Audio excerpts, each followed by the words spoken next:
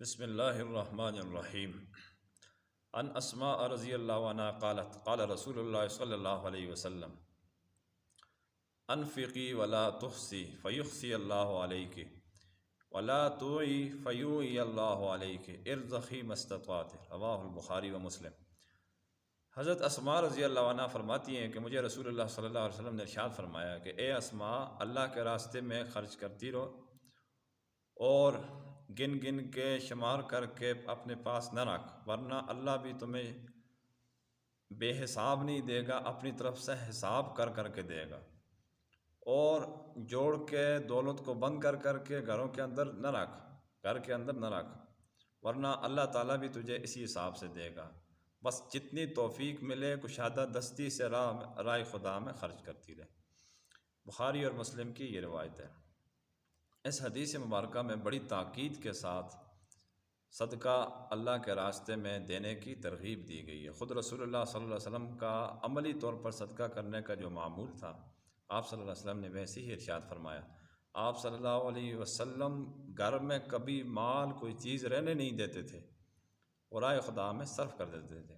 حضرت اسماء رضی اللہ عنہ حضرت عائشہ صدیقہ رضی اللہ عنہ کی حقیقی بہن ہیں اور ابو بکر صدیق رضی اللہ تعالیٰ عنہ کی صاحبزادی ہیں۔ یہ سابقون الاولون میں سے ہیں، یہ ان کی روایت۔ آپ صلی اللہ علیہ وسلم کا ان کو یہ ترغیب دینا ان کے تو خیر عمل میں تھا ہی، لیکن یہ بعد کے لوگوں کے لیے ترغیب ہے۔ تو لہٰذا جتنے بھی احباب ہیں جہاں کے بھی ہیں، اپنی استطاعت کے مطابق کشادہ دستی سے دے دینا چاہیے۔ ایک حدیث میں یہ آتا ہے کہ جب تم سالن بناؤ تو اس میں تھوڑا شوربہ زیادہ رکھو، پڑوسی کو بھی دے دیا کرو۔ تو آپ صلی اللہ علیہ وسلم نے بڑی تاکید فرمائی، آپ اپنے گھر میں کوئی درہم، دینار، گوشت، کھجور، کوئی چیز بھی شام ہونے سے پہلے نہیں چھوڑتے تھے، بس راہ خدا میں صرف کر دیتے تھے۔ آپ صلی اللہ علیہ وسلم کے گھر میں اکثر یہ ہوتا تھا کہ رات کو کوئی کھانے کی چیز نہیں بچتی تھی۔ کیوں؟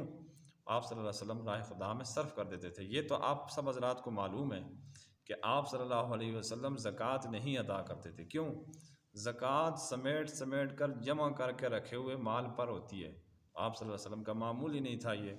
تو لہٰذا بہت مطلب کہ ترغیبی اشارہ ہے اس حدیث مبارکہ کے اندر، تاکیدی طور پر کہ راہ خدا میں خوب اچھے طریقے سے صرف کرنا چاہیے۔ اس حدیث مبارکہ میں یہ بھی بتایا کہ جب تم جوڑ کے بند کر کے شمار کر کے رکھو گے، اللہ بھی اپنے خزانوں سے پھر حساب کے ساتھ دے گا، اور جب تم بے حساب راہ خدا میں غریب لوگوں کو دو گے تو اللہ تبارک و تعالیٰ بھی کوئی حساب نہیں کرے گا، تمہیں بے حساب دے گا۔ اس حدیث مبارکہ کا یہ مطلب ہے۔ اللہ تعالیٰ عمل کی توفیق عطا فرمائے۔